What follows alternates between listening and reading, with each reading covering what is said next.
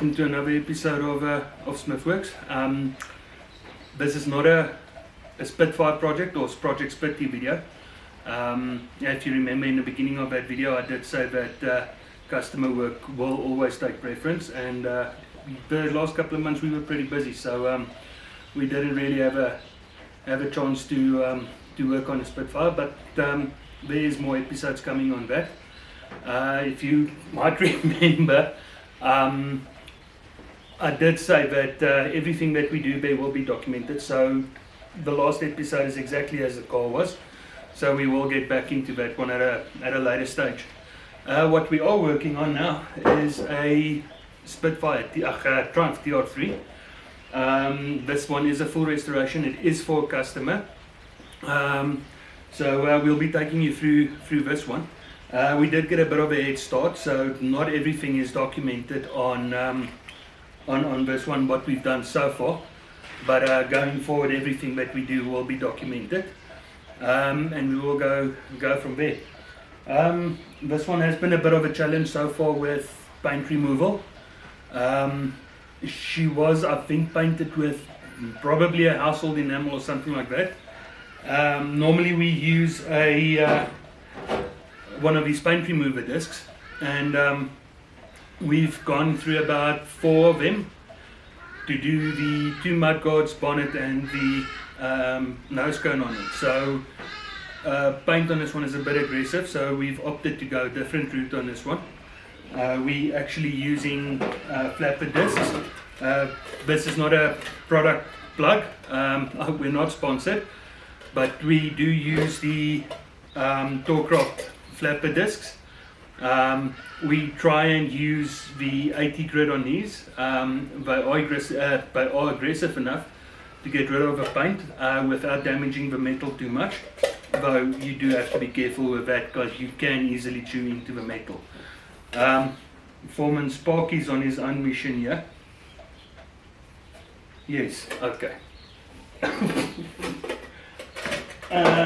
Okay, so basically, as I said, we've cut down quite a bit. She was filled up hectically, especially in the front. I'll give you an idea. That's a piece of body putty that came off of the car. You'll see that we do use hammer and chisel quite a lot to get rid of old body putty. Yeah, they did go to town with her, and they filled her up quite neatly. So there's going to be a lot of panel beating. There is going to be sheet metal work on this one. There is going to be welding on this one. We'll try and answer questions. If you have any questions, please post your question in the comment section. We'll try and answer some of the questions that you have, and try and get you some answers on that, and see where we can answer your questions. Okay, so as some of you might have seen on our Facebook page, Liam has joined us permanently. So Liam will be working with us permanently going forward, so it will be the 2 of us working on this project. We're aiming to do an episode a week on this one. If we can do more, we will do more, but at the moment we're working on an episode per week.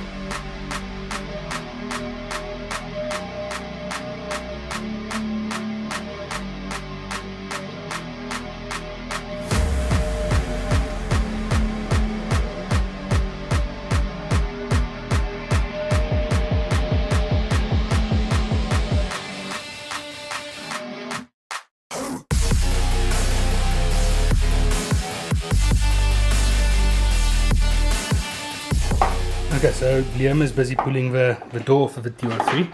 So while he's busy doing that, I'm going to quickly run through with what we've done else so far. So we've stripped off paint on the mudguards. This side is not too bad and doesn't look like there's too much work on this side. There was a slight dent in this area, but that was fairly easily fixed. Then on this side we've got a bunch of little, almost like hail dents. You can see the old body putty still in there, so we'll have to fix that up, probably plenish that up. Over here we've got quite a bit of filling on the inside, and I need to figure out what we're going to do about this filling. We'll see that once we've got the panels off and cleaned up. We can see what we can do there. Over here we've got quite a bad alignment between the bonnet, the body, and the wing itself. I'm not 100% sure what the cause of that is, but we'll figure that out and then straighten that out. What I think happened is possibly a impact from this side, and that impact could have possibly twisted this panel inwards. So I believe we'll have to pull that out to this side, or back to the outside of the car. On the other side, there's a little bit of rust, if the camera shows it. There's a bit of rust on the bottom of the car on this side, which we'll cut and replace. And then again on this side you can see there as well, also a slight bit of a misalignment on the mudguards. So I know that the front end of the car was fairly badly hit, and I believe that most of the damage we've got on this side is due to the accident damage that it received. This car was used as a race car back in the 70s, I believe, and as a result, obviously the car was bumped around and that type of thing. So I believe that most of the damage comes from the racing days.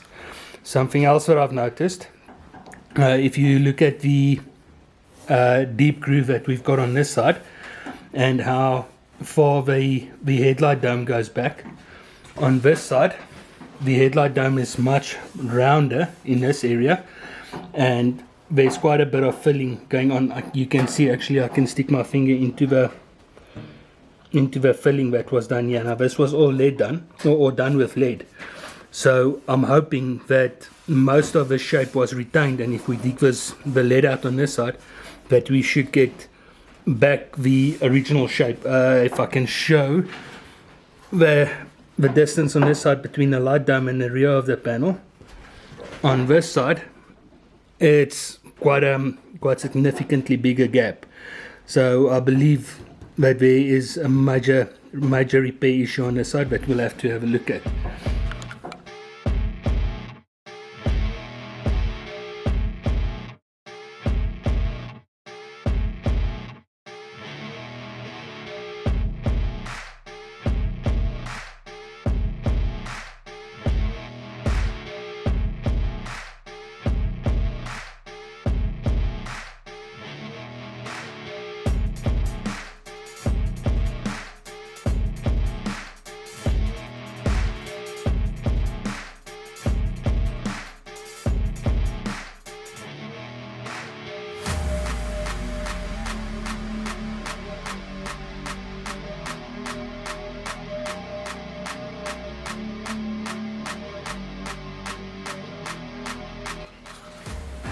Right, so taking from the time lapse, I'm pretty sure you could have seen that it was pretty much miles worth of body putty again.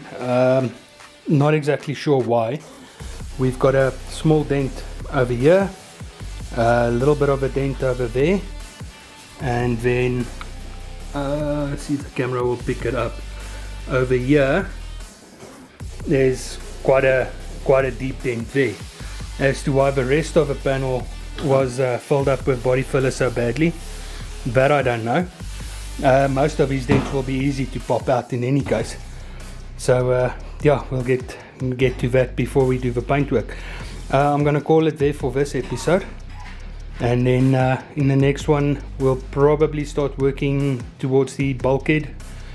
Yeah, probably take off the windscreen and start cleaning up the bulkhead and start removing some of the mudguards and cleaning up the engine bay.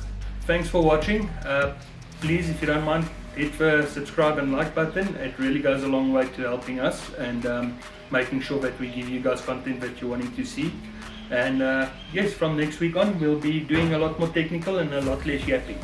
So thanks for watching and enjoy the weekend coming up. Cheers.